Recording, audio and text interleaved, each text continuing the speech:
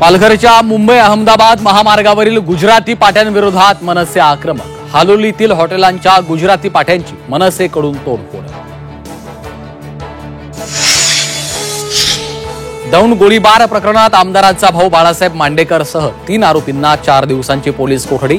गोळीबार कुणी केला हे अद्यापही गुलदस्त्यात.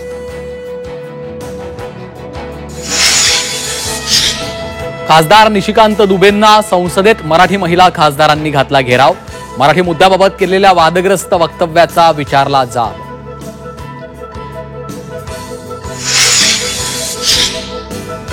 हर्षल पाटील यांच्या आत्महत्येचा सखोल तपास करणार. हर्षल पाटील सब कॉन्ट्रॅक्टर असल्याने पैसे देण्याचा प्रश्नच नाही. कोणत्याही कंत्राटदाराचं बिल थकलं नसल्याचं अजित पवारांनी केलं स्पष्ट. मुंबई लोकल साखळी बॉम्बस्फोट प्रकरणात राज्य सरकारला दिलासा. मुंबई हायकोर्टाच्या निकालाला सुप्रीम कोर्टाकडून स्थगिती. सर्व आरोपींना कोर्टाकडून नोटिसा.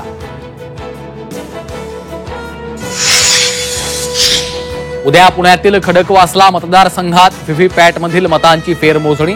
राष्ट्रवादी शरदचंद्र पवार पक्षाचे सचिन दोडकेंचा अर्ज. चिठ्ठ्यांची मतमोजणी न झाल्यास कोर्टात जाण्याचा इशारा.